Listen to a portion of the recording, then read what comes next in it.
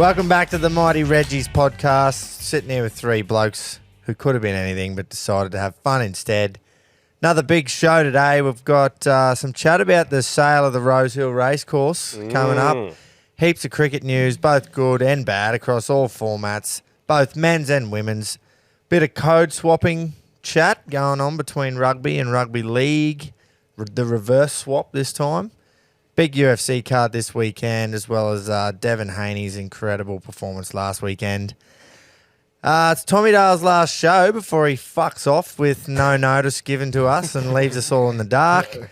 Off on holidays, but what is it, next week and the week after, but he'll still definitely be sending his bets in, chiming in here and there. So all you blokes with posters of him on your wall that you flog off to, don't fucking worry, you'll still hear from him. Yeah. Look, I'll still be tuning in, boys, and fucking making sure that I'm a part. But making sure you get your bets in. That's right. I'm sure you boys will be able to hold the fort, though. That's another win for you in the all-in again this week. It's like 5 out of 6. So yeah, no, it's going well, mate. I'm going a bit more fucking bit riskier this week. Get the odds up a bit. Thought, Yeah, nice. We should have a nice little all-in then. Yeah. I think mine's around Everyone's $2. chasing a bit of value. Well, you got to have a swing, boys, every now and again. This is going to be an absolute swing this week. Yeah, and that's what's going to be more rewarding about it pulling off. What did we have? $3 last week, and I run fourth straight away. Yep. Anyway, Saturday night, what did we have? Big Tyler Walker's birthday, Tom. Come down, good night down the footy fields. Yeah. I know. A few lads kept it going till about 7, 8 on Sunday morning. Yep. Wow. That was probably the most responsible I've ever been out at Tanner. There's something in the air out there. I think we've spoke about it before, but it's the sodium. It has to be. There's something. Because I've booked in at your place, I think 4 times, and 3 out of 4 I've ended up on a Walker's residence couch or spare bed. In the daylight hours. So I think 3 o'clock march from there was very responsible from me. Yeah, 100%. I was feeling good at like 2:30. I'm going, this is prime. I'm never going home. And then I'm glad I got dragged out because I was like, once I got home, I went, fuck yeah. I'm glad I'm home. Tell you who I'm off though. And that's the 2-4 servo for not having any grub in their fucking hot box, mate. A 2-4 On a Saturday night. Well, Sunday morning at 3. As if you're not going to get a couple of fucking dribblers passing through for a big greasy feed. That's borderline getting food ready for breakfast. That's what we were saying. We were like, when do you think the cutoff, or not the cutoff, when do you think they go, we'll stop making food too, we need to start for brekkie? You're probably half an hour from catching a fresh big brekkie. I was going to inhale about 4 fresh fucking wingdings still dripping in oil, couple of springies.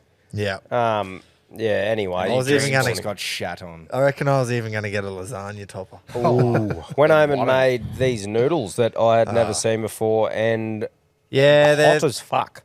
Mrs. watches too many TikToks, but these noodles, everyone makes them. Everyone's raging about them. They cost $10, and there was like 4 of the cunts. Like or the 5. spicy Asian noodles or the something. pink ones. I don't know, but anyway, we made them.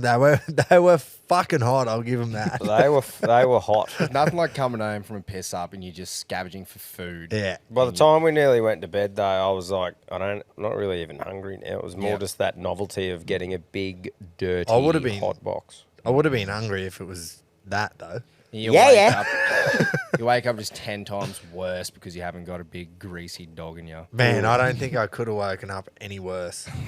Fuck, I was in dramas on Sunday.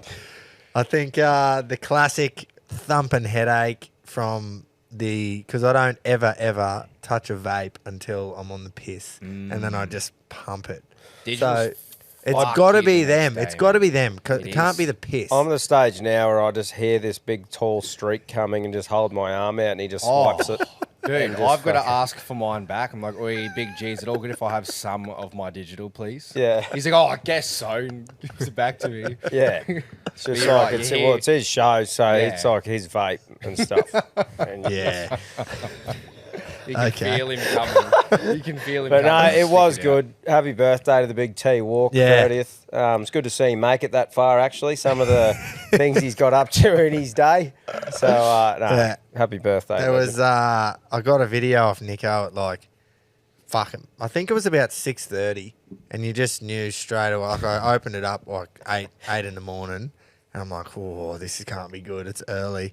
Clicked on it, and it was like, wasn't sunrise. It was full on. It was daytime, and he's like trying to work out how to turn the camera around. He's like, oh, and then he just goes, G1, what the fuck is this shit? And it was a standard squeeze bottle, and he goes, and then he just puts it back to him and goes, woo!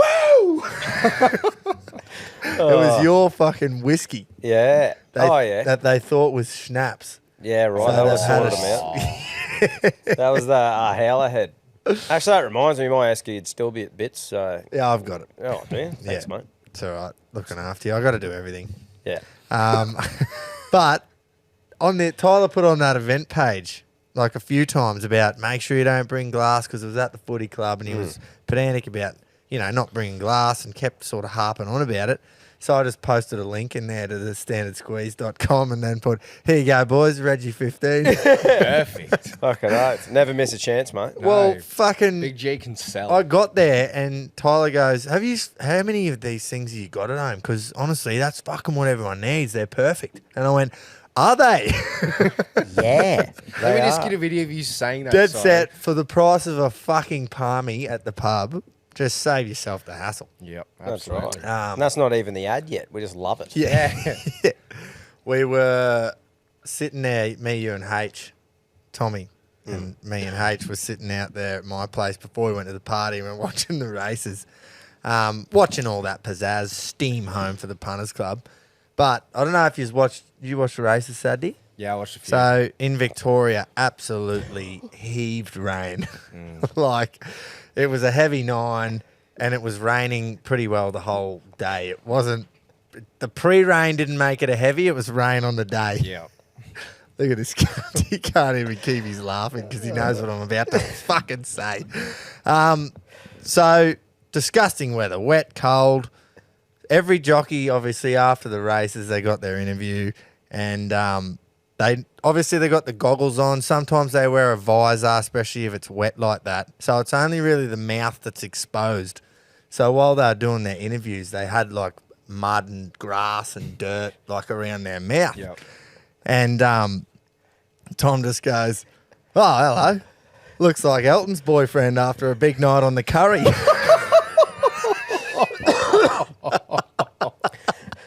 And he's fucking proper dropped me. I was on the floor of my lounge room for fucking 2 minutes. Because it was dead set just peeled, like from the bottom of the nose in around the mouth. And it was just like, yeah, there's Elton's fucking boyfriend after a big chew, after a night on the curry. Big chew. Yeah, because he was a back marker too. He's had to come steaming from the back, so he's just been flipped. Yeah, so if you're in front, you're right. But anywhere behind, even if you're third or fourth, you cop and spray. Yeah, and it was just, no. it would be horrible yeah. in that situation to ride. I'm talking about the jockey here, not Elton's boyfriend. Well, that Each to wouldn't their be own. ideal either. Not for us, but some people like it. Yeah. Maybe not after the curry. No. Burn your tongue on his hooded warrior. Yeah. So that was fucking hilarious. That really got me going for the afternoon. Big smile on his face too as he's talking.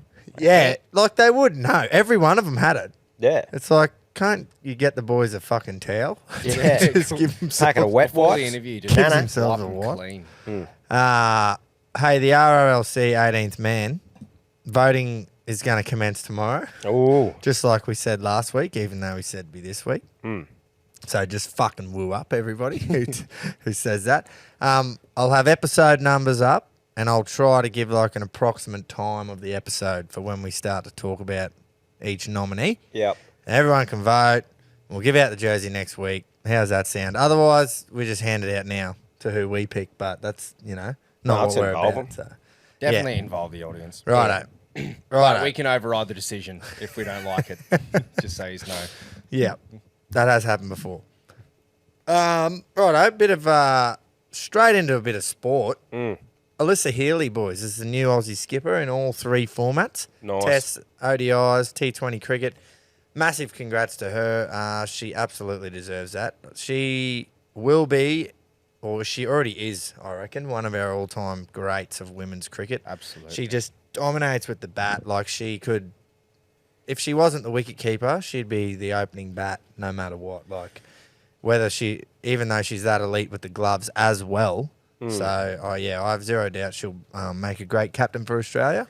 Do you reckon you can really tell with her, like, and I don't mean to always reference back to rugby league, right? But I mean, you can really tell that she grew up playing cricket and being such a big part of cricket because of her family, the old boy probably getting her into it from a very young age, and didn't start like at high school starting to learn skills and that. Like, you can really see the difference between a chick who has her whole life been involved with the sport. Yeah, like she started when she was, 4 or 5 or whatever. And, like, obviously a lot of women's sport is getting better now because they are doing it at a younger age. But I just feel like she's one of those ones that was doing that when a lot of other women weren't. So she's just that fucking level above the others, hey? Yeah. For sure. I'm just trying to work out how you're referring back to rugby league there.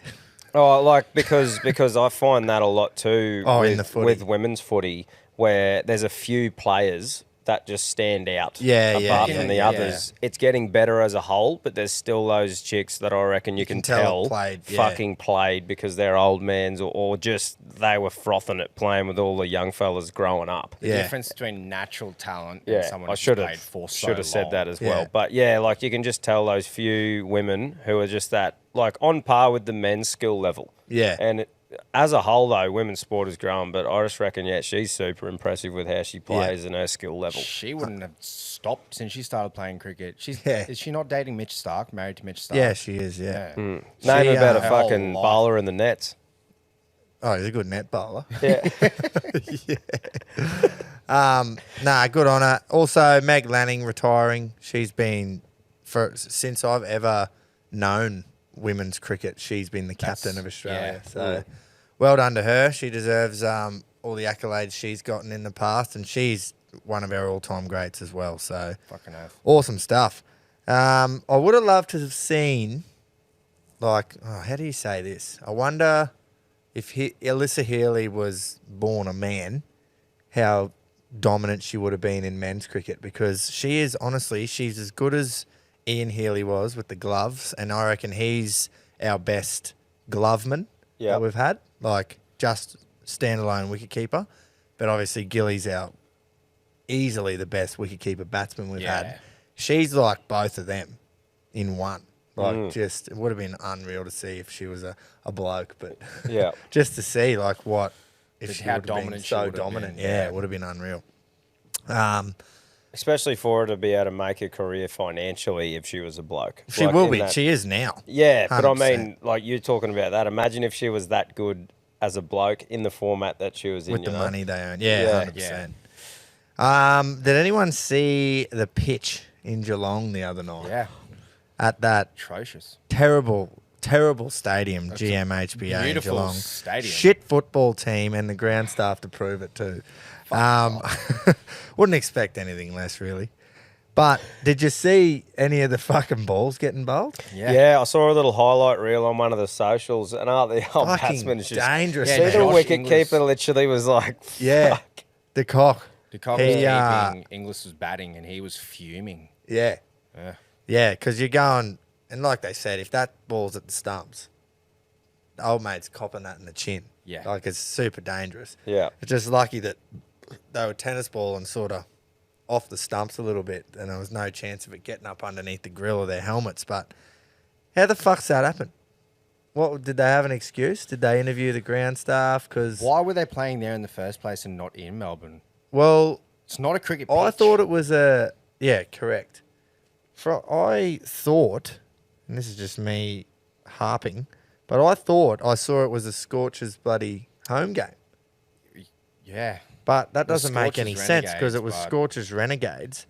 I just thought I saw the Scorchers were listed first, and normally that means it's home team. So I don't know whether that was like a deal they made, or they weren't allowed to play. Well, they couldn't play in Perth, but why wouldn't they? Like at Optus, yeah. Yeah. But why couldn't they play somewhere else in The Yeah. Western Australia or something? Like, you think they could have given the heads up? Like, maybe like 4 or 5 days out. Hey, guys, just letting you know the pitch is dog shit. Yeah. Yeah. Like, 100%. maybe line something else up, boys. We got a fucking big crack here. Yeah. Yeah, like, I don't know. Did they might have had a shield game or something going on at the Wacker or Yeah, whatever. that's But what usually Wacker's second choice. Like, who definitely- knows? A pitch might. How fast can a pitch proper get from okay to woeful? yeah, It takes only exactly. a little bit of rain. Yeah. Yeah, true. It doesn't take much rain, but that was. I wouldn't fucking know. It was more disgusting. like a question. Yeah. But you're not Try- wrong. it's It's a a real one. footy ground, so Yeah. why'd they even bother? Anyway, they could have like. There's only one Test match at Optus Stadium. Why did they have to give Perth a fucking home game this early in the season? So I played Something's- two away games just while they Yeah. got the Test match on. What the fuck's going on with the spastics. Big Bash scheduling? Because Brisbane had 2 games before some have even played their first. Well, the Heat have now played 3. Yeah, like And yeah, I'm not sure. There must be a reason for that though. there's got to be something. I just haven't dived into it. I've just been enjoying that the Heat have played 3 out of the first fucking 8 yeah, games or it's been something. enjoyable, hasn't it? And they're going well too, which is super Weird. weird for the fucking Yeah. Heat to Yeah. start so well. Normally, I'm Usually come going, back late. oh, they started well. Like, as in some of the games they've managed to lose over Over the the last year. couple of Oh, years mate. has just honestly blown me away. I know. When they scored 200 in that first game, I just texted the boys and said, Yeah. I'm getting in early. This would be the most Heat thing ever to lose this Yeah. game. But no, Only you got to give it to Brisbane them though. lose. I think they're looking good. Yeah, fucking oath. Obviously, Munro ripped off of 100 in game 1 and then made 49 again on Tuesday night. But it's the spinners, man. Schwepson and Kuhneman. 100%. So good with the ball. Munro, was he Scorchers a couple of years ago? He's played for them, yeah. Because I thought I remember watching him bat out at the Mines when I was getting into the Big Bash stuff. So Yeah. and he was doing well. I think didn't they win that year that he was playing for? They them? fucking win every year. Yeah. So I just mean, what a good person to get into your fucking lineup. yeah. Someone with that experience in big games, winning They fucking got a comps. perfectly balanced team Yeah, this they year, do. I reckon. So very excited to see how the boys go. The Yep. Heat. That game, the second game of the year, must have been on the Friday night last week. The boy and Pedro had a bet Yeah. in. That was a good game of cricket It was. too. He was 1 leg short. Yeah, I know. Fucking old mate Joe. run himself out too. Ran himself Big out. Joe Clark Yeah. runs himself out. Smudge came out for 1 game, just went bang. Yeah. 61 He runs. does that, eh? He did that fucking last year, made those 200s in Yeah. a row. His average is fucking ridiculously high in the Big Bash. Just like every other bloody format. I was Yeah. I was pumped with old Smithy watching his thing. I was like, oh, I'll put a little sneaky one on here for him to make a 50, and then obviously if he makes a 50, he hits a few 4s. So that paid pretty good with a couple of other legs. But yeah, had a couple of goes at the multis and the Big Bash, and it makes it fun to watch. Absolutely. For me anyway, just a little one on there, a few wickets here and there, and I reckon your odds for the chances of it happening are pretty fucking good compared to a lot of other sports you can bet on, because just 1 wicket here and there from the top bowlers, which is likely going to happen, gets you decent odds. Well, Yeah. And Like- it's well- different to betting, like, obviously, but Test cricket is so much slower and like slow pace kind of game, whereas Big Bash, because it's just T20, so quick, literally anything can happen. Yeah. Like, you think something's so far fetched for a leg, but it's T20 cricket. It's Yeah. sort of like I do with the footy games during the year. Like, you know, if you have a game where you're not that invested in it, so you might chuck a little multi on. Even Yeah. if you have $5 on it or $10 or something, you just throw some legs together. It just, if you have nothing to do, for me, it just makes it more entertaining to kick Having a back multi and on go, "Ooh." anything, Yeah. it makes it more interesting. We're not, We we're love not gambling. promoting, but just Oh, if the you more- want to Yeah. watch sport more fun, just gamble. Well, yeah, responsibly gamble with but- Bluebet. I think you're spot on there with the Big Bash. There's a bit of value there because you've gone, one of your legs was Smith to get 50, and then another leg was Smith to hit, what, 2 4s? 3 4s. 3 4s. So if one leg comes off, the other one's probably going to come off. He's not going to hit 50 singles, is he? No, so it's like, So it's that weird they happened, let you do and it. then I had those two, and it actually brought the thing up. Then I had like Swepson, Zampa for a wicket, Yeah. Sean Abbott, didn't you? Abbott for a wicket, and Yeah. one other thing. Boom, and it's Nailed. just like, it's pretty good. I'll probably Nailed it. lose the next 6, but Just quickly before we get on to the Test cricket starting today for the listeners, the pitch in Dhaka for the New Zealand-Bangladesh Test match was the worst he has ever played on, said Tim Southey, New Zealand legend. And he's a bowler. Neither team got near 200 in either of their innings, so it must have been fucking atrocious as well. So, are the fucking groundsmen going on strike or what? What's going on? Because wasn't Manuka Oval where they played the Prime Minister's 11? That was a road, though. Yeah, but one of the Pakistani players come out and was fucking blowing up about the pitch. But I mean, probably a bowler because it was a road, I'm pretty sure. Yeah, but all I'm seeing lately is this pitch sucks. But I mean, pitch has been around a fair while. Yeah, like I think they'd be all over it. Come on, boys. Yeah, well, the Kiwis actually only just squared the series, I believe. It's now 1-1 in the Test series. So has anyone ever gone to the subcontinent, though, and been like, wow, I love this pitch? No, that's right. Well, except for us in the World Cup. Yeah, but we're different. But yeah, Test match starts today. Well, tomorrow for us, but today for all the listeners. Over in Perth, I love that because it starts later over here. Yeah. That is. So you get to watch more after work. Fucking oath. I always remember that as a kid. Yeah. Getting home from school, and if it was in Perth, doesn't start till about 12 o'clock. Like how good in the RV, so it goes till fucking 7 at night. Which is perfect. Before day-night tests exist too. Yeah, so when it's night time, you're eating dinner and you're like, "Fuck yeah, I'm watching Test cricket." Yeah. Can I say, whoever come up with the pink ball day-night test, I'm a big fan of you. Yeah, I am. Not all the time. I wouldn't want it all the time, but it is nice to plan your thing to be able to have a few beers and kick back and watch it one out of a series. Personally, anyway. I love it. I'm going to the one in the Gabba on Australia Day with my family. And it's like, I was assuming it was just going to be 10 o'clock start, and then 2:30 start, or 1:30 start.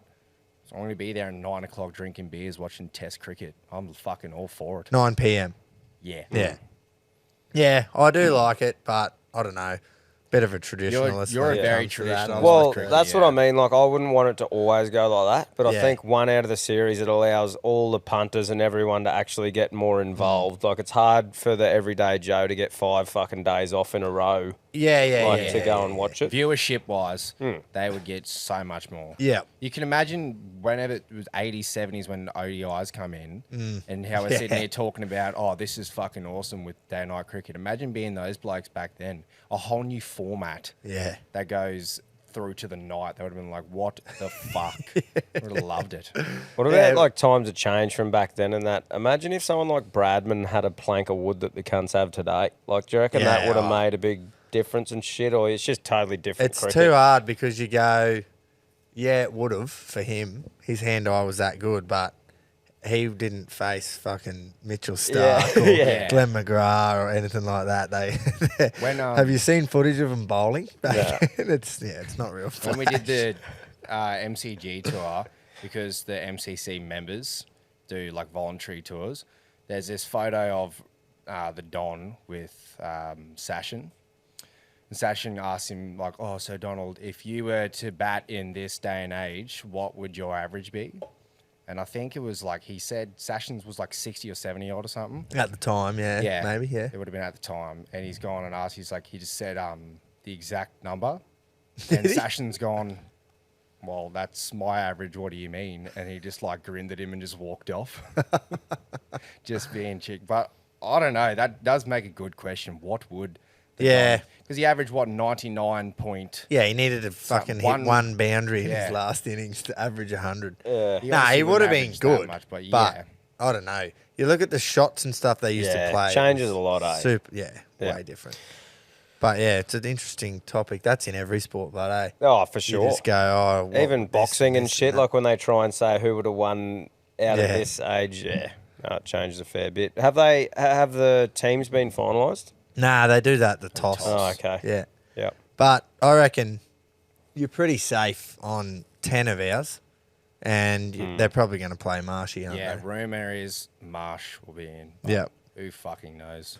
I reckon, obviously, the Pakistan are massive underdogs, but I don't know. Don't count them fully out. I know, like, Punter come out and said worst bowling attack to hit the Aussie shores. This is the second tour in a row he said that. Yeah.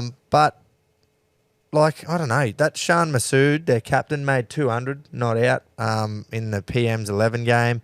Babar Azami's one of the best in the world. And that Shaheen Shah Afridi has to lead their attack. Otherwise, it's their bowlers that everyone's worried about. But batting-wise, I reckon they'll be right. Mate, I hope they give it to us. I think they're going to play some good cricket at times, and this is what normally happens when teams come and tour here is they always play a day or two here and there of good cricket, but they just can't consistently play day after day. Like good sessions. They'll have a couple of good sessions where they'll win the session or whatever, but then the other two they'll lack or will fucking... Yeah. And it happens to pretty well every touring team that comes here, except India in the last few tours, apparently. They've stayed consistent. It's all about, because we're so used to playing here and we play tough and all that, we usually just grind teams down. And, yeah, like you say, they might take 3 wickets in the morning session and then get hit for 250 runs in the next two. I really hope that the Aussies aren't going in, because all the chatter is we're going to fucking roll Pakistan. Oh, we are. Yeah, we are going to roll them, but I hope that they're still going in with a let's absolutely pound these cunts mentality. Yeah, definitely will be. They won't let them get complacent, I wouldn't have thought. It'd just be so hard to be an international cricketer, eh? Because, like, they've just come back from winning a World Cup and it's straight into a test series, and that's what always happens. Like, there's never really a long, not much of an off-season. break. It's not like rugby league or AFL or most sports where you at least have 2 or 3 months off. That's your off-season. Cricket is played because it's a seasonal with the hemispheres. Do you reckon they're on a salary or is it like match payments as in like... Both. Is it? Yeah. Yeah, okay. If you got a Cricket Australia contract, you're on a set like Cricket Australia salary. Yeah. And then it'd be match payments as well. Yeah, right. That's why they always say that's... If you're getting paid for your extra shit, it'd suck if you were just on the salary and it's like, yep, fucking all this shit. Well, that's why they talk about he was fined 50% of his match fee or whatever and shit like that because, they get paid for each game. And if you got not so much in Test cricket, but if you got slow over rate or you're behind time in ODIs or T20, you don't get your overs in, the captain gets fined his match fee and shit like that. Yeah. So, yeah. As well as they play like domestic competitions, like they go over. If you play Big Bash, you play IPL, you're gonna get paid. That's a contract, though. That's a seasonal contract, and that's what has ruined bloody West Indies cricket. Is that Big Bash, not Big Bash, T20 circuit, short format stuff, because they all just chase some money, and it's be silly not to. You can't really blame them, can you? Yeah, I don't know. Maybe. Well, West Indies, sorry, not. Maybe West Indies cricket needed to offer more money at the start when the T20 circuit started. Offer more money up to them for playing international cricket. I don't know. They went from the most fierce and intimidating team in Test cricket to so quickly just became a laughing stock almost. No one. And that was probably before the T20 really kicked off, and then it just really cemented. Like they didn't even make the World Cup, ODI World Cup. I think that fucking went past a few people without even realising. Yeah. It went past me for the first few games. Then I looked at the table and I went, the Windies aren't even here. Yeah. Yeah, the Windies would have been fucking intimidating. You know who they should have been at the World Cup in place of? And that's the Poms. Well, they beat them. They've just beaten them 2-1. Oh, they end up winning the series as well. Won the series 2-1. You just make it too easy for us, don't they? It just happens every episode. I don't want to harp on too much, but sad times to be a Pom cricket fan. Sad. But they deserve it. After all that Ashes bullshit, fucking sucked in, honestly. Yeah, imagine if they just went on this massive high and they were winning games and they took our back-to-back World Cup. We'd be fucking pissed off. Carried on like absolute children, and then you go and lose a series in ODI format to a side that weren't good enough to make the ODI World Cup. I can already see the comments. Look, we're just living rent-free in your heads. It's like, no. Well, stop being so shit, and we won't have something to talk about. Just be average, not shit. Just be average. Okay. The same for us. Awesome to see, and that's all for the shit Poms this week. Yeah, it's a segment. It's a weekly segment of shitting on the Poms. That's shit of the Poms. But yeah, looking forward to the cricket today. What do we want to do? We want to bat first, bowl first? Bat. Surely we want to bat first. I bat, go out and get 650. You win the toss, you are batting because the groundsman, he's come out and said that he's taken this pitch as far as he possibly can to try and make it fair. So he wants it to be like a bit of a road and then fucking break up. That's perfect. Start to break up and move and be better for the bowlers. So he said he's really stretched it. Like it could flip and just be shit after fucking one session. So I think that's great. Like you just think about it'd be easy or whatever, but how much would actually have to go into that experience and time to know that you want it to play a certain thing and then crumble a certain way? Like it'd be fucking it up, like old mate at Geelong. Yeah. That's how you'd learn. But you kind of want to do that at the reserve grade game in town between fucking Tannum and Uralla, not a big bash game televised on national imagine television. those, like, the groundskeepers watching, the curators watching. They just see one just go, oh, they would just go, oh. They'd be little shit in do you their reckon jocks. it's like us fucking when we're on the couch watching the Olympics or watching any sport, you go, oh, fucking, what's this cunt doing? The curators are there going, oh, look at this fucking idiot. They do it on the golf courses too. You see a fucking flag that's half a metre from the edge of a green on a big slope and you're like, oh, these cunts are playing tricks. Yeah, they do that on purpose. They would though, have the to. pricks. Yeah. Yeah. They do it in town, man. It's like, do they not realise that most people that play there are shit? Yeah. It's like, why have you put the flag in the hardest spot on the green? Not me. I'm not shit, mate. I took out the chook run on Sunday in Calliope. Yeah, well, that's good. Won a hot chook. Yeah. Good stat. You pay win a more. hot chook. Yeah, it's called the chook run. And you pay more for your fucking green fees and the buggy than you do when you get your chook back, but it's the merit. Yeah, but you're giving money to the club. Exactly. The chook's probably been sitting in the pie warmer for fucking 12 hours. I think it was sitting on the bench at the pub for like 4 hours. It was cold by the time I grabbed it. Yeah, prime. But yeah, I don't mind. It's a novelty though, isn't it? It is absolute novelty. Do you actually eat it? Fucking oath, I ate it. Yeah, that night? Fucking oath. Yeah. And then I made toasties the next day at work. Oh, I nice. love toasties. How good are toasties? Chicken, cheese, and I've actually been doing pretty well, except for the weekends, at eating heaps better. And fuck, man, I've been that hungry. But I know I've eaten enough. And I just go, right, don't do it. Don't do it. How have you had Subway since? Since when? Since you've been eating well? Oh, on the weekend? Oh, I haven't actually, no. You're going to be fucked then. You're going to have to cut back to 18 inches rather than your 24 stand. That's actually impressive that you have 24 inches of Subway. Especially if I'm hungover on a Sunday, it's fucking with ease too. Oh. Just 24 inches going down your throat. And then I make sure I eat it on the couch so that I can not move and just get immediately horizontal and watch TV. That's a man that knows how to run his Subway regime. Yeah. I know how to run me You used to work there, didn't regime. You? Yeah, I worked there all through school for from when I was fucking 13 through to 17. Were you running 24 inches back then? No Tell way. us the filthiest sub you've ever made on the clock for free. For myself. Yeah, because surely you would have just taken the absolute Mickey there. Yeah, before. you can, but if you put too much on there, you can't eat it. Well, what's your best I think I went, I used to go the chicken classics. They were called chicken fillet back then. I've only just stopped calling it that. Yeah, okay, Same. good. Yeah, you're me onto too. it. So chicken classic, and then I'd put bacon and BMT. So pepperoni, salami, ham with marinara sauce and fucking toast her up. That's elite, Yeah, though. it was good. Yeah, I'd go in and eat one before I started work, and then I'd make one to take home after work. Nice. Yeah. And you never paid $1 for one, did you? I won't be saying that. I almost get offended sometimes because I love me Subway. Like, I got a couple of subs and I just know the flavours at work prime. I almost get offended when someone orders just a dog shit sub in front of me.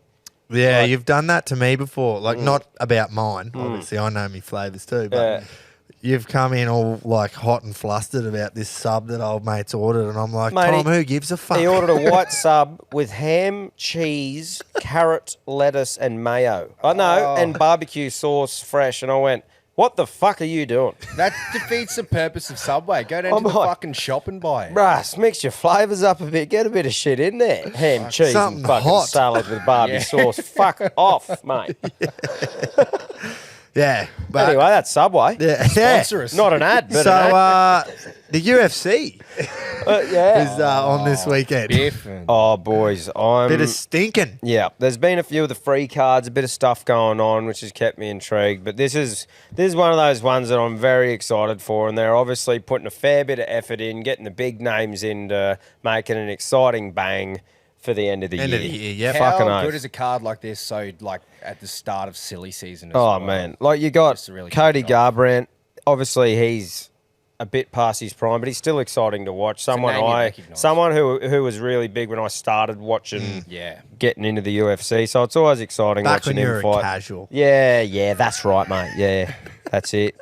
Oh, Josh Emmett is fighting that Bryce Mitchell. I'm sure Bryce will find a Bible, probably hide one in his ass for the post-fight press conference and slip it in there somehow. So it'll be interesting to see what happens there. And then the main card, Ian Gary, Tony Ferguson and Paddy Pimblett, that Shavkat Rachmanov and Stephen Thompson. The co-main is the one that I'm sort of not as fired up about. That Pantoja and Royval, haven't seen them too much. And then obviously Leon Edwards and Colby Covington. So just a whole card that's going to be entertaining as fuck. Yeah, it's going to be great. Yeah. Yeah, I'm super keen on it. Have you Tony- got any thoughts on I'm what keen to see Paddy and Tony because while Paddy's new, young, hot onto the scene and he's making a name for himself because of his character, but Tony's been fucking training with David Goggins for the last couple of months. So he's Yeah, gonna man. Went be- through David oh, Goggins' Hell Week. Yeah. Proper. Wow. But this is my thing too. People have been saying that, right? But not once has anyone ever questioned Tony Ferguson's Tank. fitness, Yeah. fucking craziness to be committed to it. He got choked out the other day and didn't even tap. Yeah. Like, why does Tony Ferguson need to do a David Goggins Hell Week? 100%, man. He fucking walks people down just does not run out of gas. Yeah, it's ever. not lack of mongrel or fitness that doesn't get him over the line. In saying that, I'm keen to watch him after him going through that. Yeah. But for me, that doesn't make me think that he's going to win now because I've never questioned any of those Well, things. Paddy Pimblett come out and said, he said it's lose-lose for me. Yeah. If I win, they go, he's too old. He's has been, fucking whatever. And if I lose, then the same thing will get said, but I've lost. Yeah. Yeah. That's right. It's still exciting, though. It's good to see Paddy get tested against one of the blokes who's been, even though he's lost a fair few, man, Tony Ferguson will always be one of the, Big I names. wish he Yeah. got to fight Khabib. Yeah. And he will say that forever. It'll be prime, though. Imagine the old Reggie at home just 20 years' time going, I would have beat Khabib if I got to fight him. Yeah, that's right. I was stiffed, boys. I was stiffed. Oh, I swear the last 3-4 times I've watched Tony, it's like, oh, this has got to be his last fight, and he still somehow just doesn't stop, man. Fucking oath. I would have retired after I got fucking front kicked. Was it Chandler? Oh. Yes. That front kick was Still remember insane. McGregor's tweet saying it turned him into a McNugget when his face was all fucking scrunched up from that shit. Well, that's what almost Ferguson murdered. used to call Connor. Was Yeah. McNuggets, wasn't it? Yeah, something like that. But he was just getting into it. I'm actually very keen to watch Ian Gary after Strickland has just been lipping about his fucking misses and shit like that, the whole wag thing. Oh, Excuse me. So I reckon he's going to, I'm tipping him to come out and have a bee in his bonnet, and I reckon Ian Gary's going to win by knockout or TKO. Yep. what do you reckon Personally- the post-fight interview is going to be like? Yeah, it'll just be full of lip. But I think the press conference is going to be near the main event of this one. You got some fucking absolute shit. Between Colby Covington and Ian Gary and Paddy Pimblett, Yeah. I will not be missing that. Yeah. No way. That's true, eh? So- Colby's been trouting already, Uh, When doesn't he? saying you don't come to America as as someone from the UK and all this. I honestly think that I'm predicting a little Colby upset. Fucking surely not. I'll be that pissed talk off. us through your thoughts, because obviously I fucking barely ever get a multi in the UFC because it's so hard. But talk me through why you think that. Well, sometimes you just get that tingle in your plums. Oh, yeah. So my plums and my brain have been doing a bit of discussing. You've swapped them. Yeah. So I don't know, man. I think Leon Edwards, it wasn't lucky. The kick that he got on Usman was insane, and he defended that belt against him very fucking well too. But I don't see him being a long-term champ. I don't see, and I think Colby is. If there's anyone who's just going to cause an absolute stupid upset and rock the UFC.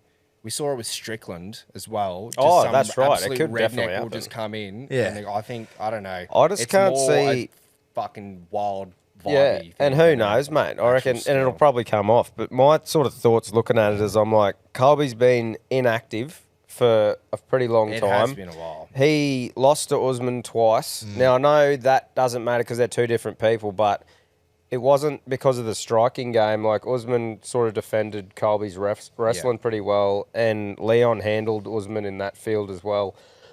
Fucking hell. So, Have a drink, mate. yeah. For fuck's sake. I'll be pissed if Covington wins because that just, what's it say for the division? You go and lose twice to Usman. Usman then loses twice to Edwards, and then It flips it Covington on its goes head. and beats him. I'm just like, what the fuck? What's the, Yeah. you know? Flips it on its head, absolutely. I hope he doesn't win. Anyway. Fucking hell, I'm dying It's here. not as much of an educated opinion on why. Yeah, I it's think just a Colby- feel. It's Just just a that swing. feel. I just looked Yeah. at the card and I Prince just went, swing. I just would not be surprised if there's some upset Yeah. there. It's an interesting fight though. That's what it Very. is. I just can't see Covington beating him in the striking or whatever. Like, Covington's obviously prides himself on his pressure and wrestling and fitness and shit. And I just can't see a bloke that held off Usman's pressure like that not being able to do that to Colby. Yeah, So, similar but, fighters. yeah, it'll be interesting though. I'm keen to see it. I think if Colby loses, he doesn't get another title shot. nah, he shouldn't for a Surely while not. He anyway. shouldn't even have this one. Yeah. Stephen Thompson, I'm a huge fan of the old Wonder Boy He's and another one what who he's doesn't done. stop, man. But I just feel like he's at the back end of his career where old Shavkat You've done so well the first time. Shavkat Rakhmonov is like the bloke who is hitting his stride. Yep. So it's like test the young bull, old bull sort of thing. And I just Absolutely. feel like the young bull is pretty favoured to win. Yeah. Yeah. But super exciting, mate. I'm It's a fucking great card. pumped. It's been a while since we've had a card with more than, 2 or 3 interesting fights. Like, What about- I'm so keen. Sam Goodman and Liam Wilson. Fucking Fight oath, this mate. Friday? This Friday. I'm, Not each other, No. but they fight this Yeah. Friday, both of them. That's right. I think last no limit card of the year. Both I believe. piping hot Don't favourites. quote me on this, but I'm pretty sure it's on Foxtel. Like, I don't think it's a pay per view. Do your own research there, but I thought it was getting put on a Fox Sports channel. Right. I'll check that for you. Check it for me because I could be wrong, but I thought that's what I saw, and obviously on a Friday night. How fucking good's that? Yeah, bloody oath. Fucking oath. December 15th. Friday night. It's not footy season. There's no excuse. Don't put it on a It's Wednesday, not a boys. fucking Wednesday, yeah. Yeah, so good on them. That's fucking prime. They've done well there. Yeah, so I'm just trying to get Imagine that people up for rolling you. into the pubs to watch it. yeah, have a bit of a look, but definitely support the Aussie boys. No Limit have done a great job in bringing more entertaining fights on the domestic level to everyday Australians this Yeah, year. definitely. I think so. Tuning in from 7:30 DKT on Fox Sports and KO. There you go. So, There you go. So you're on. jump on and fucking have a look. Awesome stuff. Yeah, both red hot favourites. And on the boxing too, Devin Haney. Oh, mate. That was Clinical. Yeah, it was clinical. The fact that he did that against a champion in a weight division above too. It's not like he just fought a bloke who's coming up the ranks or he's doing something. That's fucking impressive. to do what he did. All three judges gave him 120 points. Gave him 10 points in 12 rounds. When I saw the scorecard, I was like, holy fuck. And my little brain was ticking over going, fuck, did he win every round? Yeah. And I'm like, yeah, he must have. And then, because the gap in points. It was 120 to 107. Yeah. I'm like, 13-point gap. Whoa. Yeah, no, it was, And then I finally got there and went, he won every round, and I must have knocked him down in round 3, I think, when I watched the highlights. So. I think we talk about Fucking like unreal. similarities in him and Floyd. Yeah. But I think in the way he's going with his career, we saw it with Floyd. Floyd wasn't out there knocking cunts out left, right, and centre. He would win on points. He would work his opponent down every boxing match and just did enough every time to hold on to his belts. And I think Haney is going to do the same, to be honest. Yeah, oh man, 100% he will. and the thing about it is obviously he's never going to be my favourite fighter just because you love watching a fucking dead set war. But man, that's the sport. Yeah. Like he's going to get to the end of his career and not get fucking brain damage and forget who his parents are. People or are, his you're kids right. are or People are going to something like hate him because he'll just do enough to win every time. But then everyone will buy the fight because Mate, they want to fucking see him lose. Smart. But obviously you got boxing purists too who love that. Yeah, So we're just talking about the everyday punter who wants to be fucking knockout. just swing it. Yeah. We want to see fights, not boxing matches. But I'll tell you what though, super impressive. Liam Paro, mate. Didn't watch it, but yeah. Beat Montana Love and beat him well. Like, finished him in round 6. And Ryan Garcia tweeted saying, "Good work, Paro." Oh, I did see that It'd be good bit, to do yeah. a thing in Australia. So he's now got the eyes of proper, huge names in boxing. Wow. He's a boy from Mackay, I'm pretty sure, but Queenslander, proper Queenslander Aussie. Having a crack. Now he's got his chance at the world stage. Fuck yeah. Unreal. How good are Aussies going at the moment? Fucking oath. That's a big credit to No Limit.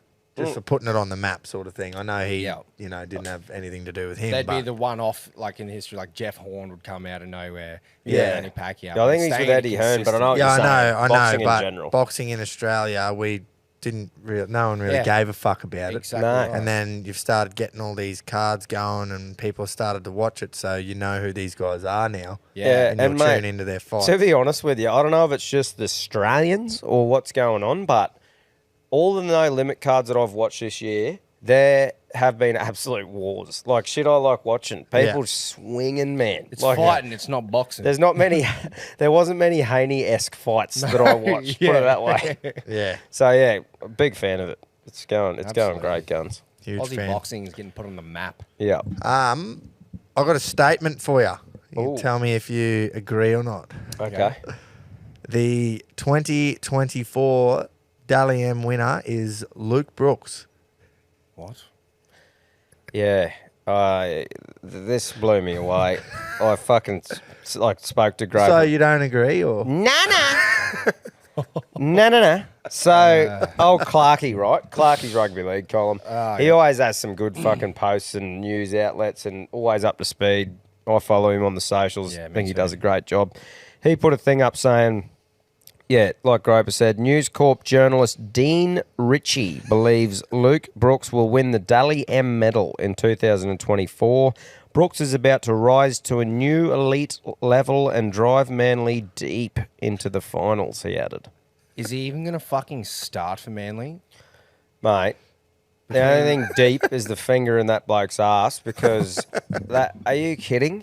Like, as in, it's fair enough to say, and I think it'll be great for Luke Brooks to go to a new club. I think he's a good footballer, and I reckon he needs a fresh start. But putting the fucking pressure on him to say that he's going to be the Dally M winner next year, like, fucking come on, Joe. I don't even Stupid. think that's putting pressure on him. I think that is just a fucking journalist trying to stand out in the off-season and try and stay relevant. Man. Just fucking, you can say he's going to have a great year. He's going to get his shit back on track. But I was like, that's just doing, what good is that doing for Luke Brooks? That has been a running joke since he won Dally M Halfback of the Year.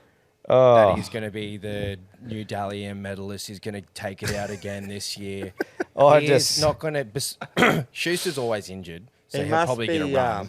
But between Ches and Schuster, he doesn't... If they're both healthy, he doesn't fucking play. He doesn't start. That's right. 100%. Especially because they've just paid fucking Schuster some stupid amount of money. They literally have to invest time into him. What is with Manly just overpaying their players? They put Olakau'atu on $1 million a season for 8 years. Oh, yeah. That's a big contract. Big contract for a forward. Was it $1 7 or million 8? a season? Yep.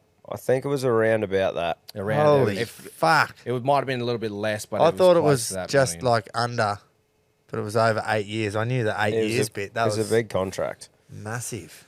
He is a great forward, but I Olakawahu? Yep. yeah. Fucking Nice. hell, Do man. I think he's $1 million price range? Nope. Fucking, he snapped He's it not up. influential in that forward pack. He's not in the whole team. He's not Payne. But do you know He's not what's... paying No, half. he's not Tino, where you go throw 10 years at him. Like, Yeah. Can I give you an even bigger fucking carry on than Dean Ritchie's comment about Luke Brooks' Dally M thing? Dean Ritchie must have honestly gotten into work and went, fuck, I've got nothing. Got fuck all today. he would have been like, shit, it's December. How do I stay relevant? Have a go at this. Okay. So we've got a rule change, boys. So Rugby Football League, it's the Australian Rugby League Commission equivalent in England, are set to introduce new rules in 2024 that dictate any contact above the armpits is illegal. The rules will be introduced in lower grades first before the Super League. Wow. That was a rule when we were like, what, 12? Yeah. Before we hit international rules, it was if you tackle above the armpits, you get penalised. And now, that is Seriously? so dumb. Harden the fuck up.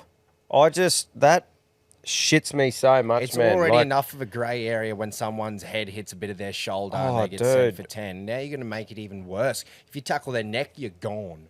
What about if you're chasing someone from behind and you grab them by the Yeah. back of the shoulders, or you fucking You have to grab? completely change your I just- technique. That is like- never going to work. Let's everyone just Blokes relax. running flat out at each other. People have got to realise little Johnny's going to get hurt sometimes because it's a full contact sport. So don't play. Like, that's the fucking sport. That's why people love the sport, because it is so physical and people do get fucking hurt sometimes. Diggers get nailed. Like, that's the best part. Fucking belting a bloke when you're playing. So if you It's like what you said the other week because fucking Karen doesn't want little Johnny to get hurt, so he's not involved. Need to find a way to involve him. Yeah. So you change all these rules to Yeah. try and involve him so that Johnny can play. They're changing the game that people have grown up loving. Yep. And that is not what you do. You say, oh, well, mate, if you're a bit worried about getting hurt, don't play. Yeah. There's plenty of other cunts that will. Like, I really hope that doesn't take off There's over no there. way it Surely will. not, mate. that changes Not a such chance. a defensive tactic as well. Because how many times have you heard, you nominate one goes high and one goes low. How high are you really going Imagine trying to wrap, like, the big thing nowadays is wrapping the ball up. Making that first contact up high, wrapping the ball up to stop offloads. If you can't hit above the armpits and you can't even fuck it, like, it just doesn't make any sense for the modern game of the way people defend and try and stop that offload straight away. An absolute step backwards. There's no way it'll happen. So So is this just in England in lower grades? at the That's moment? just shout out to Clarkey. is it true? Well, First. it says via the Sydney Morning Herald. That's a pretty reliable Well, that's source. pretty reliable. So I'm not just going off a fucking dribble. Although Dean Ritchie probably works there. So. Yeah. But anyway, it's just more one of those things where you see in the PR-ed world that we live in today, a lot of these things starting to creep in so the offended sookie fucks get what they want instead of just having to deal with shit. And this is just another example What you got of there? a little sookie fuckhole who is trying to implement shit instead of just hardening up and accepting what you got in front of Not them. the world we live some in. people miss out and they can't play because they don't want to get hurt. And that's okay. Let's not fucking make it so that everyone gets a go. Yeah, that's right. Anyway, so that's shits my me little too. Other gripe. ways to promote a sport. So what we will do is we'll wrap that up because I can see you getting a little bit angry. Yeah, now. no, You that's you went and red. And I it think- hasn't happened here. I think that's a good idea. That's a good idea. Let's move on. Today, boys, Kenty. Does everyone remember Paul Kent? Oh, that bloke. Found not guilty of choking the ex-missus. Oh, true. Came out. What a fucking headache for him, eh? So So he's all go and good read now. the story on Fox. I'm not going to try and quote the whole thing, but from what I read, it sounds like he may have played up a bit. She got jealous, as you would. Fair enough. And then they've split up. She's gone round to the house.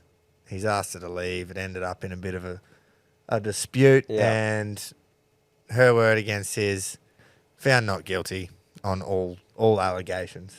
So do you reckon now? That's exactly what I was going to say. Does he go back on or what? Well, I'm going to say, if he's found not guilty, then they shouldn't have any grounds to stand on at all on why he was dropped. However, do they want him back in there with all the hype around it and all the chat, even though he's been found 100%. Not guilty? And this is what's like so bad about the whole thing is that's no matter what happens, that's tarnished his fucking reputation. Yeah. And mate, as much as I think he's an absolute flog, no one deserves to get that pinned on you if you didn't do it. Yeah. Well, he found not guilty on all charges. There you go. So if that's fucking true, and he didn't do anything, then that's pretty rough on anyone. I don't think it's like you see NRL players like DeBellin, and he found to be not guilty after all that, and then he came back and played. But for a long time, it was like you think DeBellin, you think of that case. There's time he spent off with 2 years. Yeah, with Kent,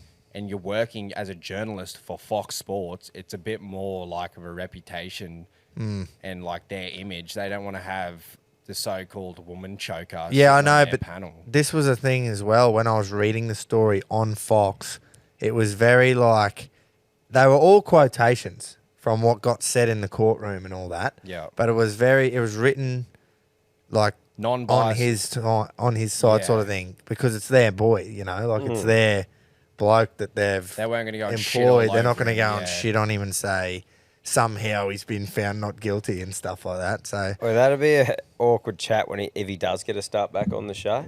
Kenny, how you been, mate?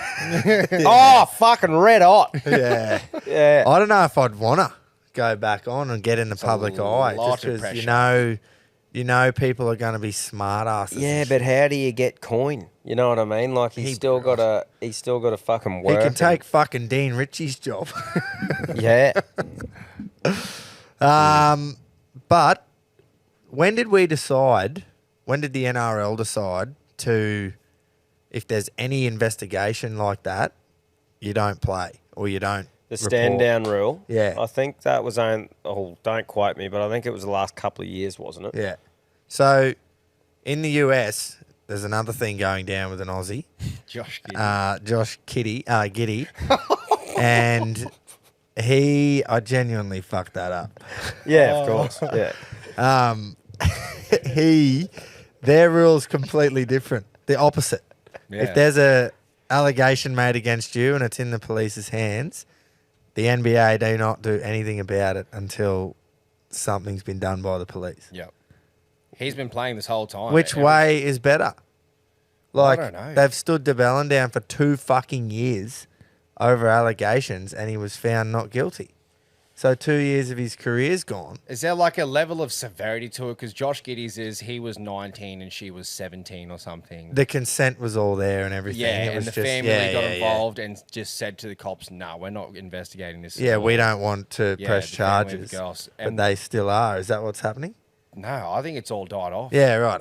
Because Giddey was playing the whole time, and every time he touched the ball, everyone's just booing him. Yeah, I know. He's in press conferences, and someone's going, so what? He's like asking him about it, and he just goes, I understand the question, but I don't have a comment. I'm trying to talk about the game. Yeah. So, is there a severity level to it? I don't know. If he's come out, there's rumours this bloke has murdered someone, and there's a killer out in the court. Yeah, I think it has to be a bit of, well, you can't say common sense now. But you think you should be able to though, like old mate's facing a murder charge, probably get him away. Yeah, if old mate's fucking got a speeding fine too many times. Yeah. He smashed a. Well, maybe there is. We'd have to look at that stand down policy and see if there's like a severity level to it. Surely there is, eh? Yeah, but. Yeah, I don't know. It's a hard one, man. Because, like you said, DeBellin's an example where you go, well, if he got found not guilty or whatever, that's 2 years of his fucking life in his prime. Same as Brett Stewart. Yeah, he was like I don't want to say pioneer, but he was the first one that I remember. He's the OG. Yeah, where he got found not guilty, but it's still fucking not ruined his life, but pretty much, for a long time. He literally just was the face of the game. I remember. Especially blokes who aren't full-on fans and follow it perfectly. They just remember these headlines, and all the shit goes on. He gets found not guilty, but all they remember is, oh, that's fucking old mate that did that. Yeah. Paul Kent. It's gonna be synonymous of Paul Kent and choking now. Yeah. And I feel for him if he is not guilty. It's going to be some great memes getting around. They're already been out, I think. Yeah. There'll be more. Don't worry. The internet never sleeps. There is people sitting there right now making them. Hyping them up. Guaranteed. That's right. Some quick-witted people out there. Yeah, that was sort of the last I had on the sport. Well, should we squeeze? Yeah, we love squeezing. We do. Christmas time coming up too. Oh. We've already we give it a plug at the start on how handy these things are, where go to a party where there was no glass allowed on fucking Saturday night, and it was, have you got a heap of these at your place? Because this is what everyone needs. They're perfect. Mate. Fucking you can't, that quote there, you just can't make this stuff up. Mate, Secret Santa's in the families when you've got an adult to buy for. You don't want to spend too much. Fucking perfect. We got a $50 Secret Santa this year on Dad's side. Fucking perfect. I hope I get one. Yeah. So, yeah, add to my collection. Yeah. Because you don't know, obviously, it's secret. I've texted everyone the same link and said, whoever got me, get me this. Yeah, Reggie 15. 15. Yeah. But yeah, so guys, if you're keen on that, for yourself or for anyone for Christmas, it's literally the perfect gift for an adult that likes consuming alcohol. Plenty more than or just cordial. squeeze bottles. You can too. mix cordial with it too. That's right. There's heaps more stuff on there. 4-in-1s, 2-in-1s. All the way up to Eskies. My old girl, this is another actually buyers or users review. My old girls and Pedro are making cocktails, a bit of margaritas on the weekend. Ooh. She's in there shaking away with the 2-in-1, and she said it's the best cocktail maker she's ever had. Well, there you go. She made 4 cocktails in one of them. Yeah. Fucking look at that. Good stuff. So Unreal. get your 2-in-1 for cocktail season. Get a squeezy too. Just go all out. Go everything. all out. See, Reggie Barb's at 15 Brizzy to check Horseman out. got some merch. Did he? I He did. jumped on. Good Friday. Got a nice fucking shirt, hat, couple of squeezes. Good on him. Good on the Barbary. Fucking oath. So, squeeze of the week for me is the fucking head groundsman at Geelong. It has to be that. Yeah. It's got to be him. Yeah. I feel for them because they're probably just used to mowing for AFL. Yeah. But, yeah. It's got to be him. Yeah, definitely Fucking give it to oath. him. He would have had that Probably much. He curators would have had that much notice. Or we could go the fucking schedulers for the Big Bash. Yeah. Just give, instead of having a Perth home game in Geelong, how about you just give Perth 2 away games to start the season, and then they can play at fucking Optus. Yeah. No, happy with Anyway, or play at Geraldton or something. You know? Anyway. Hey, another legend that fucking supports the show massively. Knuckles from Country Trucker Caps, the best dome covers in the fucking land. If you've already got a squeeze, or our mate's sober bloke or something like that, bet she doesn't like getting fucking sunburnt, so buy the kind of hat. Get on to CTC, go to thecountrycompanies.com. There's heaps of sick hats that everyone fucking loves, some funny sayings, all the right shit, made perfectly for the Australian Dome. And if you want to design your own, head to countrytruckercaps.com to make your own one. Have we got a captain this week? Has enough been happening in the sport to pick one? If this fucking phone would work, I've been trying to do this the whole episode. The Messenger app is failing me. Oh, no. I can't swap from my personal to... Someone sent something in about bull riding.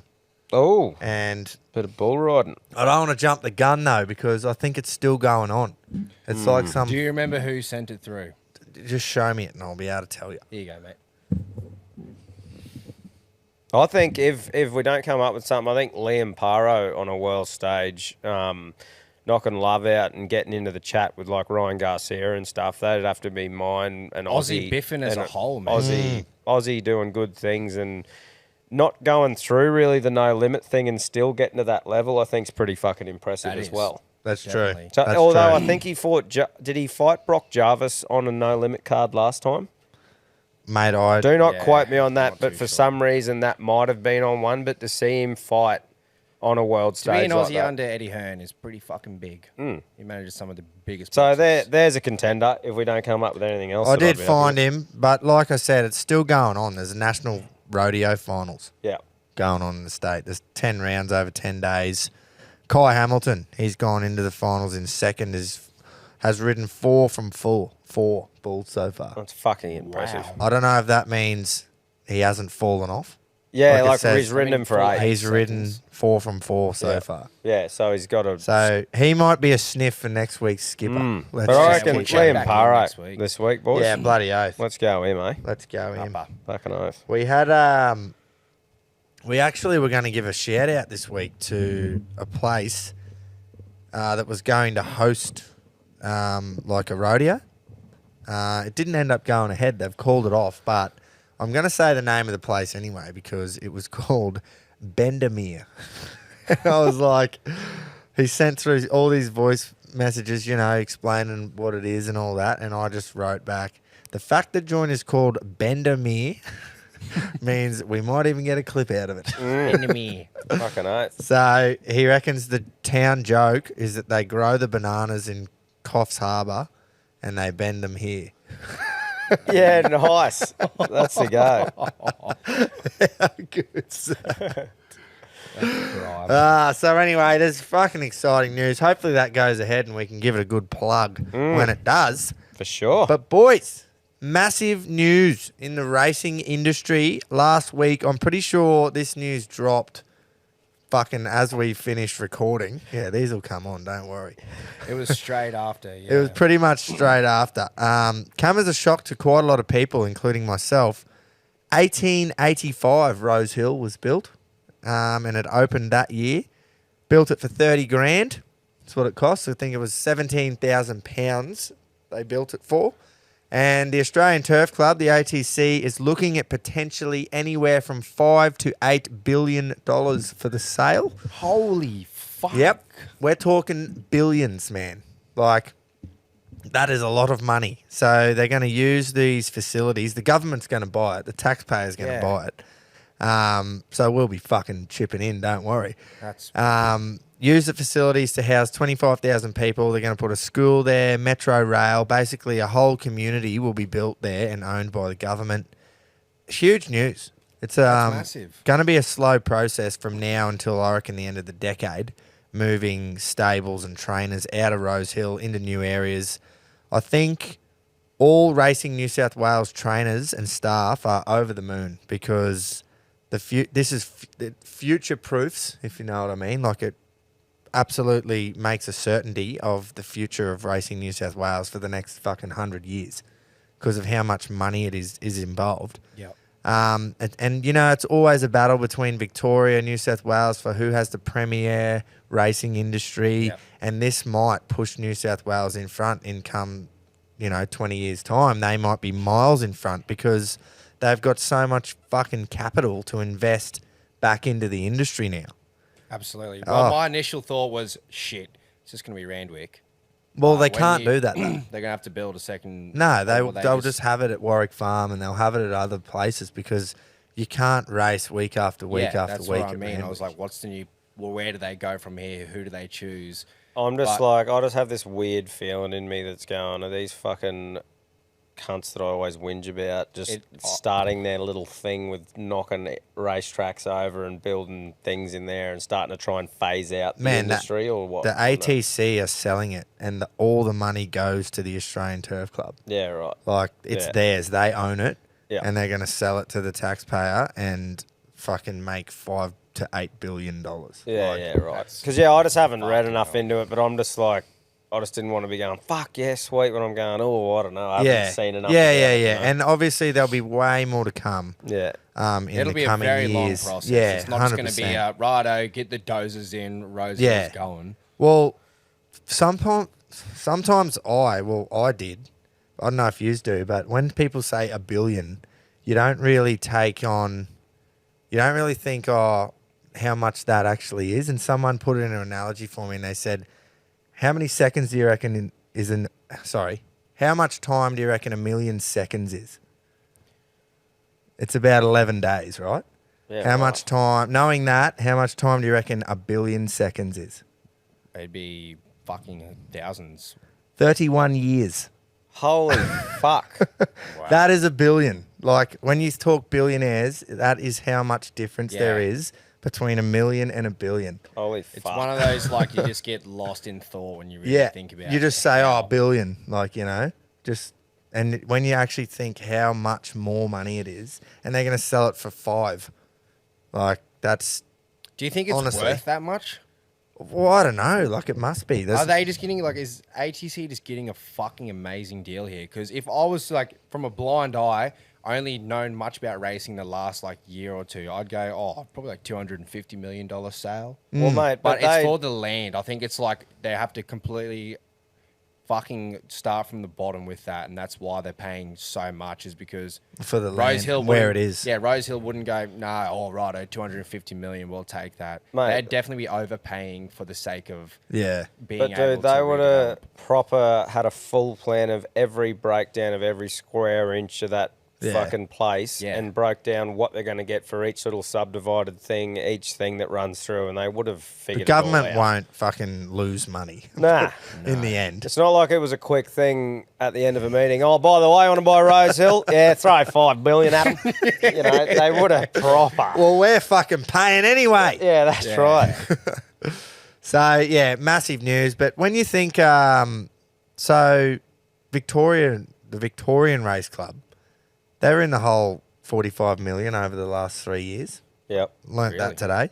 And I'm just, I think it's an absolute no-brainer for the Australian Turf Club to fucking do that. The government wants to pay you between 5 and 8 billion for a racetrack.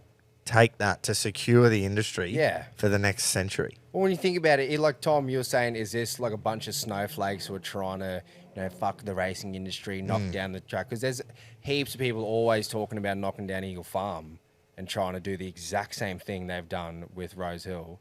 But that kind of money would almost make the racing industry better. The people that complain about it's cruel, the conditions they have, $8 billion they're not going to do fucking nothing with it. That'll, like you said, that is going to secure for years and just like improve the sport on a whole. That's right. Trainers are going to get grants and all sorts of Yeah. stuff. Like, it'll be Facilities. awesome. So, Imagine they Imagine the build a new facilities. racetrack. yeah, off well, the they'll back of probably this. build fucking 3 Yeah. It'll just be- to be able to, accommodate the trainers and the stables that have got to move out of there. So Well, that, have they planned like a last meet that they're going to go do there or whatever That'd be and huge. stuff see, like I that? don't think this won't happen for years. Yeah. That's my opinion. They'll need to have something perfectly in place to go as soon as they want to knock it down. The whole everything, all the stables, horses, Well, have I've- a place ready. I think it's go. going to be a gradual move Yeah. for the stables that are in there. It'll be a slow, gradual move, like It's not just timed. going to be, can you just take like fucking Yeah. Mr. Brightside and chuck him over in your With like Barbs. backyard for a couple of weeks while Barbs will have him. Barbs will have him. And Jace wasn't saying that Mr. Brightside gets trained at Rosehill there, by the way, yeah, for that everyone was just who a big name. Yeah. So don't rip my asshole, my little red hole in half, please. Yeah, it looked like the Jat flag after fucking that racial. Oh, so yeah, it's not like you say, they're not just going to bring a heap of fucking moving trucks in. Barbs is down there helping him out. Yeah, I'll have him. I'll have him. Just bidding on horses with Lindsay Goff's money. Yeah. You'd hear him. But yeah, obviously this has just happened, and none of these things will happen for years. Yeah. So, but we got to talk about it as it's fresh. Big news. Hopefully, it gets signed, sealed, delivered, and it all goes ahead. And the government don't go, that's a lot of money. They don't listen to this episode and go, fuck. Yeah, they would be too. Albo would be Oh, a frequent sure. listener. Probably, what's the NRL boss's name? Volandis. The Landys, he'd be listening. Oh, yeah. Yeah. How'd we go last week, boys? There was a bit of printing going on, wasn't there? Oh, there was. For one bloke, there was. Yeah. Yeah. It's hard being. And you're looking at him. You can't get the glasses on. It's all right. Yeah, they're on. Now I can't see. It's hard winning all the time in Punters Club, isn't it? I know. It's hard just giving these cunts money. Yeah. It's hard doing your we bit picked in the the all in winners. all the time. Yeah, yeah. Not getting an award. No, but how did we go? Let's have a look. A listen, sorry.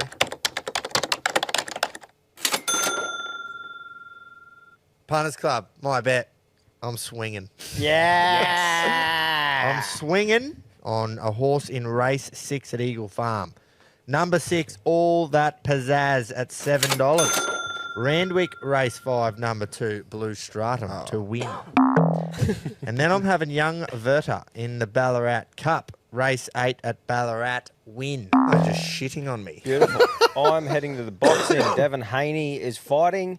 And look, he outpoints him and wins by decision. That should be paying about $1.42-ish.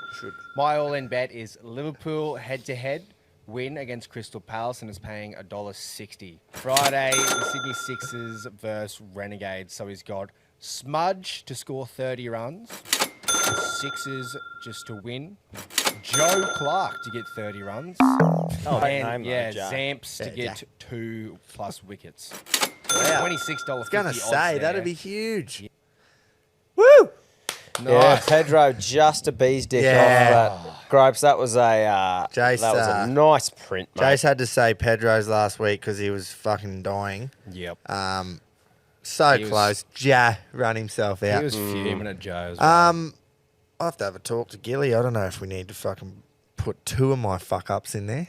Just really singling out. Just the I'll take you down a peg after Young Verta may not have won the Ballarat Cup, but that was that race where that horse moved out on him. Oh, that sucked whole. Bro. Just Folk, was not in the middle of the track. He was probably not on the rail. He's probably in between the middle and the rail, and he just moved out on Young Verta, pushed him out, and a horse went past them both that probably was going to win anyway, but it was like, I would have liked to see. Yeah. So spewing about that. But and Blue Stratum, disappointing, Tom. We watched that. Yeah. Railed like a greyhound, looked like it was going to win by how far, and then just got to the fucking 900-metre mark and said, nah, not today. Mate, it looked fucking prime. Like, we were just going, here we go. Like, just ready for it to open up. Someone just pushed a treadmill out and it just jumped on it. Fuck. So the all-in was fucking gone immediately. And it run 4th too. It couldn't have just run 7th. No. Had to run 4th. Fucking pain in the arse. Haney did exactly what he was supposed to do. Yeah, that's right. Liverpool left it late. Oh, didn't they? I was watching the highlights Sunday. Yeah, I was drunk. I always do this. Anytime my team is playing at the 10:30 game at night for us, and I'm like, fuck yeah, I'll watch that. I end up drinking somewhere, and then there's like 60 or 70th minute, and I go, oh, fuck, that's right, they're on. I tuned in just as there was the red card, and then Salah scored. How stupid was that? I know. Old mate's on a yellow card, dives in for this challenge. Just a stupid stand. Did he stand on his foot or something? It was a foul, and he's already on a yellow.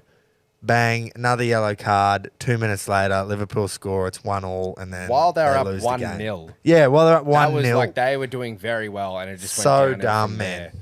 Soon as I think it was IU. As soon as he got red carded, bang, momentum swung. Liverpool dominated. Salah scores. Harvey Elliott scored in stoppage time.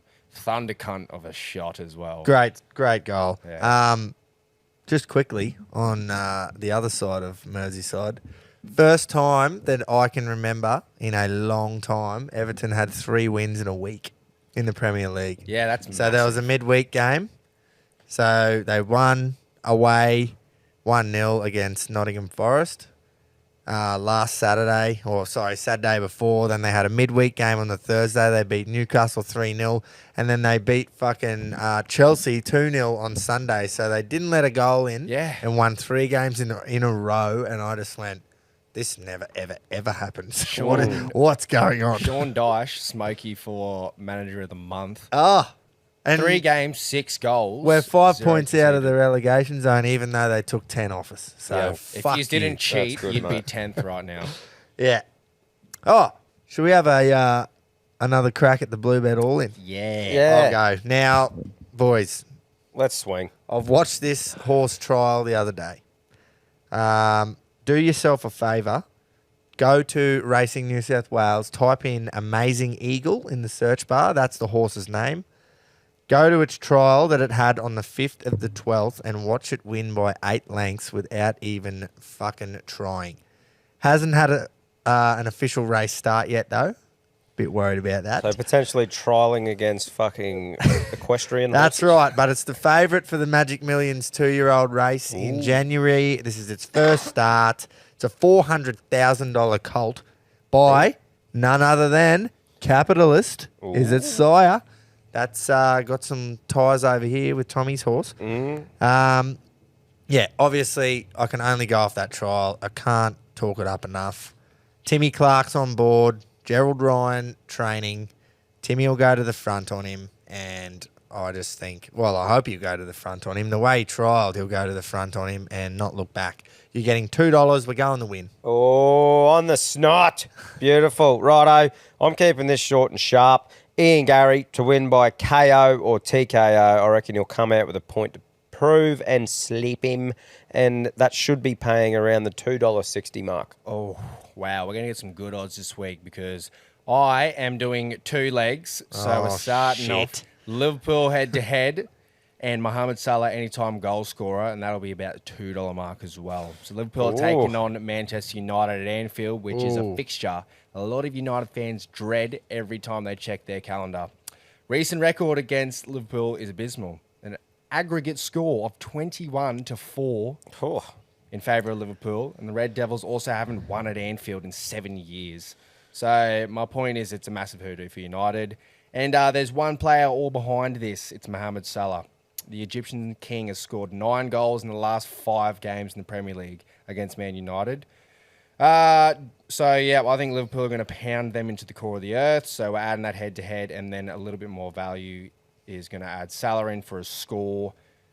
He's on fire this season and just loves to terrorise United. So that will get about $2 odds. Wrap it up once again. Download the Bluebird app and head to the Bluey specials for our direct market. Fucking oath. Bloody oath. I reckon that will be... We can't get it just because of the 2-legger at the end there, but... Bluebird will make that happen. Yeah, bloody oath. That's It'll be why- $8 or something, I reckon. Yeah, I'll definitely be throwing a bit on that. Yeah. That's fucking good. Little swing. Have you gone with Gary just to win? No, to win by knockout. Sorry, Yeah. I've got that. I was gonna say, whoa, big boy, $1.27. Nah. So we were thinking, like we were sort of talking before about, I was gonna just go Leon Edwards head to head, but Jace, a little bit of we'll chat before. He just talked before about Covington. Fucking That's a spoiler. Spoiler, Punters Club coming up. yeah, but he talked before in the spot how he feels that Covington's coming up. So I didn't want any bad woo woo. Yeah. On the show.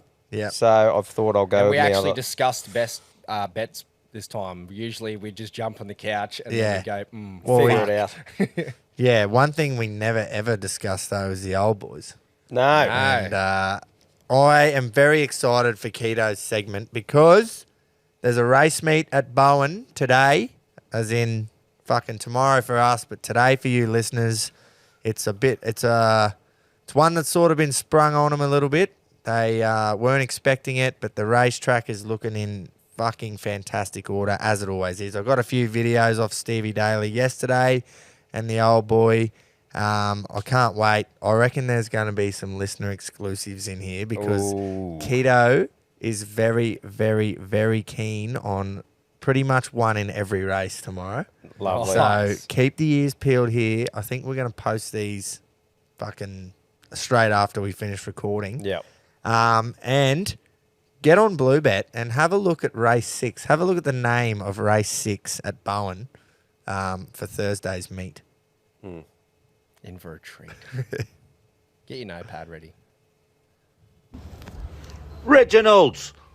Another little pickup last week. Here we go. We're going to get on a bit of a roll. Claiming it. Guys, Bowen races tomorrow, TAB meeting. Have a look. We've sort of dodged the cyclone at the moment, some heavy rain. It's still raining near drizzle at the moment. But at this point, we are racing. Guys, I'm going to give you a winner in every race. What we'll do is I'll give you a horse in every race in Bowen tomorrow. And you take a place multi and a win multi and mix them all up.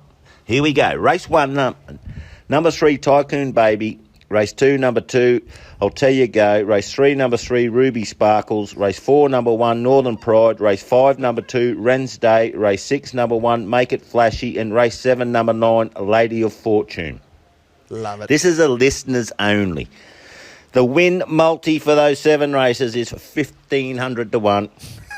The place multi is 15 to 1. The guys will put this up and post it for all years in the morning.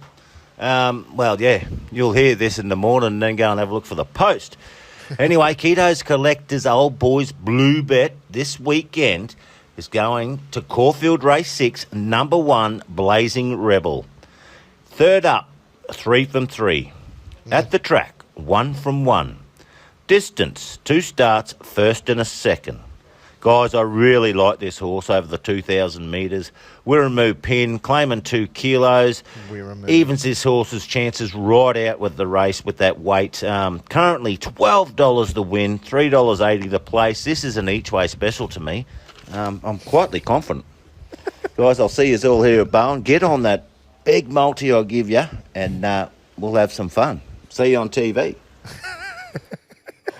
On your Keto, he's pumped up. He's so Fucking pumped up. So, race 6, now that you've all gone and had a look for yourselves, race 6 tomorrow at Bowen, or today at Bowen, is called the Ben Keating Handicap. Oh, that's fucking And that is for all to see on every app across every fucking thing. That's awesome. How good is that? That is so good. Yeah. Class He deserves one. it. The work Ben he's Keating. put in, he deserves it. Absolutely. And then race 7, it's a BM60 called the Steve and Helen Daly. So that's the president and the treasurer as well. So Unreal. awesome. Fucking stoked. And they've got a name for obviously they've named it after each one of the committee every race. But Wally's in there. It's fucking great to see. Good on him. Fucking oath. Cool as. We should definitely probably have a bet in the Ben Keating handicap. Yeah, we It's should. silly not to. But yeah, chuck that multi on everything to place. He's quietly confident. Bit of insider knowledge, maybe. Set your timers. If you're at work tomorrow and you think, I'm not going to be able to watch the Ben Keating handicap, you are. At You'll go find 16:08. Oh, well, some blokes work back. Yeah, But set your alarm. Everyone's got a and get shit ready. though, Jace. They do. that's right. Save your shit for 16:08. That's right. That's right. Awesome. What's is Pedro back or? Pedro's back. His Yep. voice is back, and Righto. he is back. I think the chimes need to stay away. I don't think the chimes are in this one, so might be in. G'day, Reggies. Well, time for Pedro's picks. No chiming. I'm back. I'm fresh. Ready to attack. Had a sickie last week. Couldn't fucking talk properly. So we're done. And sorry, boys, the chimes are fucking done. The cyclone has just destroyed my brain with that fucking chime. It is done. Packed up in a box. Hopefully the missus never finds it. All right. Saturday night, lads. 5-leg EPL multi. Let's hit it. Let's print. I've got Newcastle to beat Fulham. I've got Bournemouth to beat Luton. I've got Man City to beat Palace.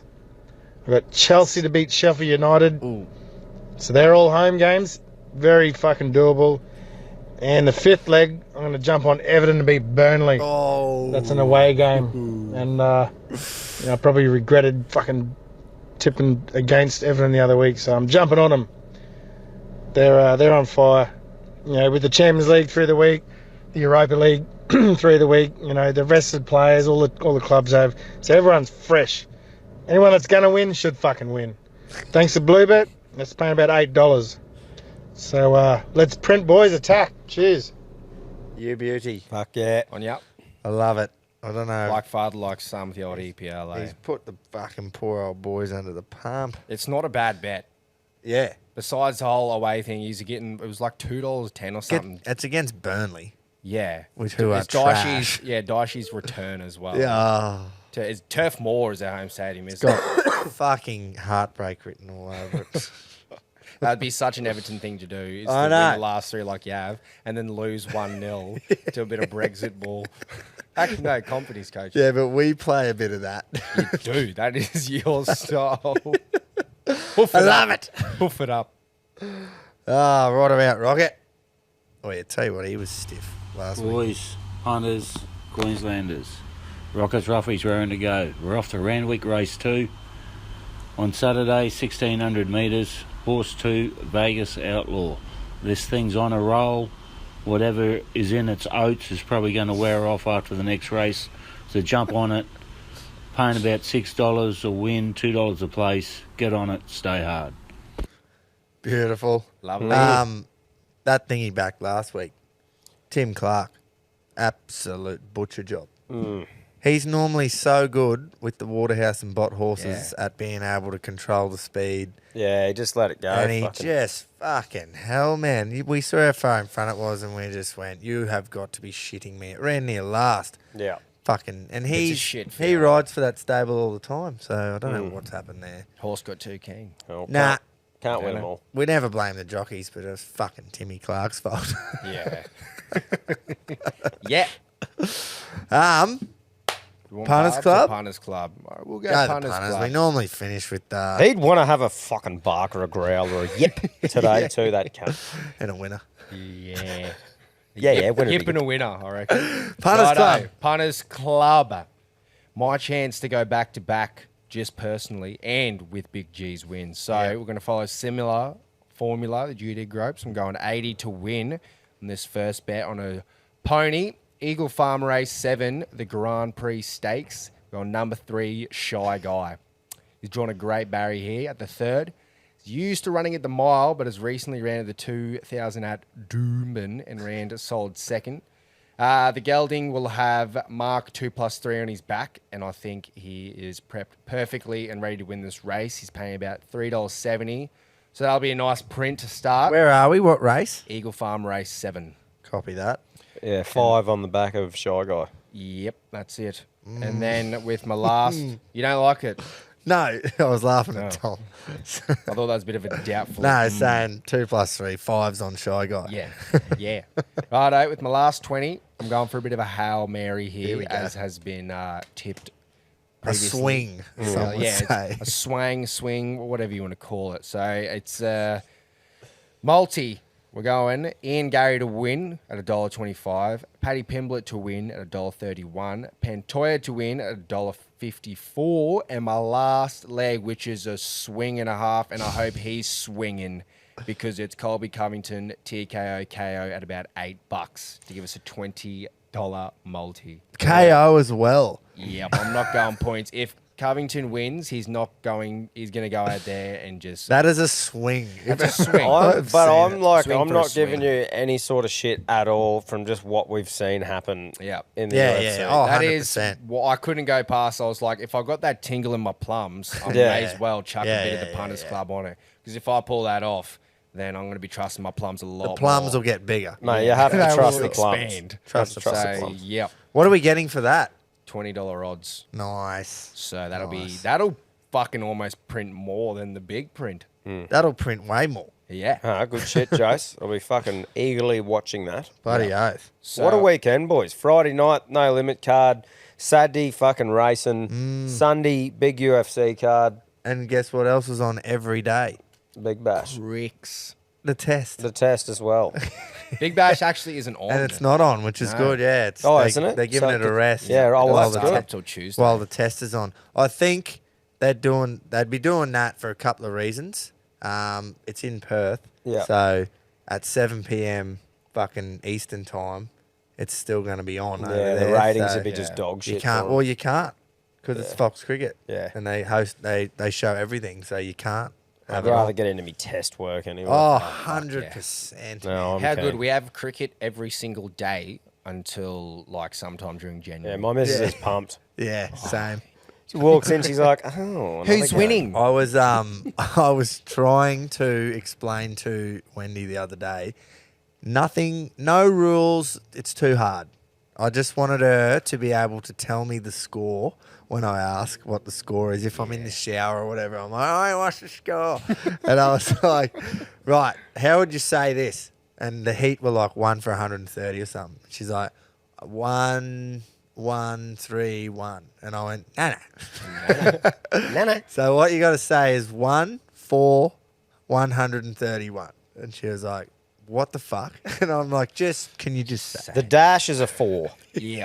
That's what you should have Or said. pretty Dash. much. It's more of a fa. than a Dash four. equals I know. four. And I was trying to say Yeah. 1 fa. And Yeah. it just wasn't working. That dash in Australian, it's fa. That's all you got to say. The dash is a fa. 1 fa. 200 and something. Imagine if they watched like English cricket or somewhere else where they put It's the runs opposite. first. Yeah. Holy fuck, mate! We've got 327 Jeez, they've wickets. lost some wickets. They're cleaning them up. Yeah, no, it is funny, eh? Yeah, so we're good. I can yell from wherever, shed, fucking whatever. What's the score? And we're on. That's Nice. good. Well done, mate. That's good. It's good training. Yeah. That is great training. Prepping yourself well for the summer. Righto, Barbary, I want to Come hear on. a fucking yip, a growl, a sniff, or a fart, and then get a fucking winning tip, you It's cunt. it's getting to the point where I'm going to have to start keeping tabs on how long it's been. After this week, I'm gonna. I'm going to actually go back through and see the last time he had a winner. Like next week. Next week. I'm Yeah, backing him yeah. in again this week. Fucking oath. I've I'll backed back him him in in. every week. Tell you what wasn't the worst run What? was Epicus, the one he tipped at 70-1. That was a fucking decent run for something that was 70-1. Yep. Had a couple of dollars on it, couldn't let it go around fucking with nothing on just in case. You can never count a man out in the punt. Nah. We've seen it on the show before. Never. Keto went like 10 weeks at one point. Yeah. And then he just printed. Well, what textures on Sunday because they had a big Group 1 day in Hong Kong on Sunday. Yep. Had the Hong Kong Cup, the Hong Kong Mile, and Golden 60 was running, and Romantic Warrior, the Cox Plate Yeah. winner. And J-Mac. Golden 60 has had 29 starts for 27 wins or something. Just comes first up. This is 2 years in a row. First up, wins the Hong Kong Mile. Spell. Did it again. First up, won the Hong Kong Mile by fucking a street. Spell. And then Romantic Warrior just got the chocolates and textures me multi and went, just keep swinging, boys. You're never out of the fight. Until 11 o'clock on Sunday night. Do just not keep give in. swinging. You will get it back, but responsibly. Yeah, responsibly get it back. The Moya. Come on, Barbs. Come on, Bobs. Never surrender. Reggies. First things first, I've got to address the bark. I know it all started as a bit of a piss take about the blue cattle dog. But turns out, I think it's a bit of bad woo-woo, really. I haven't had any joy since it was first produced. So until I do, this blue cattle dog will be silent. That's fair. Like That's I said, fair. nothing to skite about, just the fact that I'm taking on the same role as Keto had for the first few months of the show, I think. The bleed is real, the wound is starting to open and widen. Anyway, I couldn't tip me fucking hat at the minute, but I keep fronting up. I'm going to do the same thing this week, lads. We're going to Eagle Farm, race 9, number 4, far too easy for my best bet. The listed Lockney Stakes. This horse went to Sydney for the Kosciuszko. He ran third behind Front Page and Opal Ridge, beaten 2.3 lengths. First up this campaign, he was very unlucky on the 4th of this month in the Ballina Cup, beaten 0.32. There's no Opal Ridges or Front Pages in this, lads, and with Jimmy Orman on his back, our best hoop in the state at the minute, I think he will just be too good. From $2.05 you're getting at the time of recording. I reckon you might get the blows come race day and you get a bit better. But, I really think this is his to lose, lads. So that's race 9, number 4, far too easy. And for my best value is in the race right beforehand. One of the Reggies' old favourites, the Rex Lip trained Safrado. Now, this gelded now son of Encryption. Talking to Rex the other day at the races, and he's had the ultimate gear change, and he's reckon it's brought him right on. So under Damien Thornton, barrier 12's a bit sticky, but he's third up now, fitter. I know he finished down the track second up, but was found to have complications on recovery. So let's put a pen through that, I'd say. He doesn't mind Eagle Farm. Damien Thornton will be able to plot a course. He always does on this horse. They get on really, really well. And at $13.380, he's got to be my best value bet on the program. So there you have it, boys. Barb's best. I fucking need a winner, and I'm hoping I get it in race 9 at Eagle Farm. Number 4, the Lockney Stakes, far too easy. $2.05 at the time of recording. And my best value, race 8, number 1, Safrado at Eagle Farm. The listed at Channel 7 Gold Edition plate. $13.380 at the time of recording. Keep it stiff, lads. Happy punting.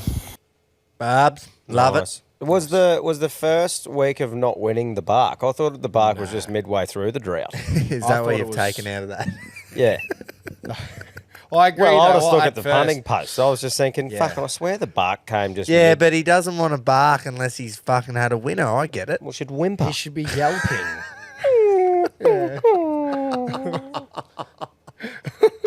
I would not do that. If I'd tell you to get fucked. No, but you're not a dog. I'm just kidding, Barbary, mate. I'm with ya. I'm with you, old son. You're going to get it this week. I'll tell you what, he goes back to the old favourites a lot, doesn't he? Went to Zoom On last Yeah, week. He's Zoom gone On to is a Sofrado. big favourite in the show. I like it though. I reckon he's going to go on a run now. He's talked to, forgot what he said his first name was, but RG Lip. And great trainer too. Like the name. Oh, yeah. Lip. Full of lip. Full of lip. His missus Full of is. barbs. So yeah, I like it. Yeah, Love it. fucking oath, Barbs. And like he said, second up, had a poor recovery. Like was found to have a poor recovery. So put a pen through that one. And his first up run was great. I've got a black booked here. There you go. Sorry. Whatever it is. Sofrado, did he say that they've recently Stored. gelded it? Nah, they did it before this prep, I think. Oh, I was gonna Well, say. before last He prep. was coming off a fresh ball. Nah. The ultimate gear change. That's what he was talking about. Yeah. Or was he Nice. talking about blinkers first time? Or was the ultimate gear change I think the it was gelding? that, the think- gelding. yeah. That's the Yeah, way I right. heard it anyway. Righto. That's what I heard gelding. And I always all I think could the was- ultimate gear change is blinkers first time. But anyway, we'll see on gelding- Saturday. Can gelding like prove costly in terms of like, can they be like, oh, I've got no balls, I don't want to run now? Oh, I see what you're saying. I don't know.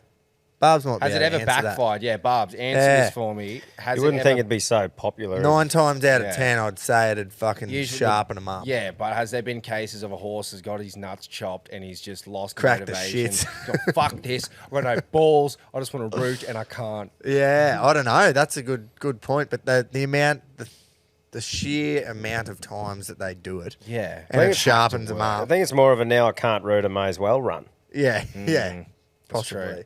Yeah, but that's right. We'll have to hit him up about that. Yeah, for Surely, though, I agree with you. I reckon there'd have to be. So There'll be a couple mainly of cases. cases where times where it they've wouldn't. just sent a horse back into the paddock. Or sometimes I reckon it might even be a thing where they'd be off it because it didn't prove to make it that much better, and it might Yeah. be from a really good bloodline, and now they can't even breed Well, with it. that's what I was Yeah. going to say. My backup question is: do they preserve some horses and say, "No, we're not gelding him because we want him Oh, to 100%. make That amazing babies." 100% happens. Yeah. Yeah, if it's not Yeah. going to turn out to be anything at all, they're like, oh, well, it's got a good fucking load. Yeah. Spieth was a great example of that. Or Jordan. Did fuck all its career. It ran, I remember, had one start where it just shatakwed from the back and everyone was like, oh, and then it never ever did it again. And then they just sent it to stud. And now they harp on about, oh, it's this sire is Spieth. And it's like, ooh. Good life, hey. Imagine that, getting one big win and then just rooting. Oh, yeah. They do it heaps with, like, they'll stop them racing. Like, Animo was only 4, wasn't he? 4 years old, Yeah, and they that's retired him young because retirement. the risk of injury is obviously you just do not want them to get injured at all. Otherwise, you know what happens if they hurt themselves too badly? It's all over. So, yeah. If they've won a few Group 1s as a 3 and 4 year old, that's it. Retire them because you know people are going to pay massive money for their mares to huge. get rooted. Imagine if you could talk to the horses and you just had to have that yarn with him, right? Right, oh, mate, look, you've done really well, but we're going to root you from now on in. Oh, spewing. Like fucking cooped up in the thing, you know, eating. We're going to root Yeah. you. Yeah, and Mate, you don't have to train hard anymore. Just fuck. Just fuck. we just need you to root. Oh, we work our whole lives to retire at 60, 65, so we've got a fat bank account and we can't Yeah. move. These horses just run a bit and fuck. Yeah. Well, how Right there, boys, I'm off to the paddock. And then they carry on about cruelty and Yeah. shit. Well, how good a bull's got it? Yeah, You just that's get put in a true. paddock to fuck. Multiple cows. What a retirement. Shout out to bulls. Yeah. Good on you, Bulls. Anyway, boys, I've got to fucking run. Yeah, you got to go. Tommy's got a flight to catch. Does. That's why So, we recorded a bit early. but yeah, next few weeks, boys, I'll still be bringing me bets in, fucking keeping in touch with everything, and the boys will fucking well and truly hold the fort here. Fucking oath we will. We'll see you next week, eh? Righto.